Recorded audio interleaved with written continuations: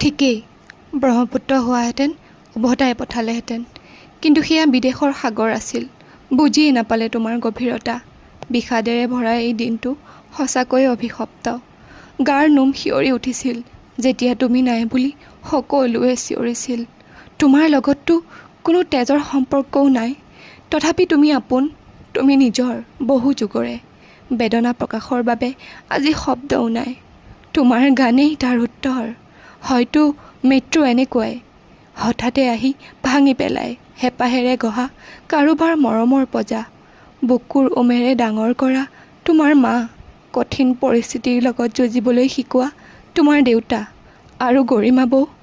উফ, নাই আৰু নোৱাৰো ক'বলৈ। শব্দবোৰে যেন ঠেহ পাতিছে, বাক্যবোৰ যেন ওলাই আহিব নোখোজে তুমি নাই বুলি ক'বলৈ। জংকীৰ চেনেহৰ ককায়েক উভতি গৈছে।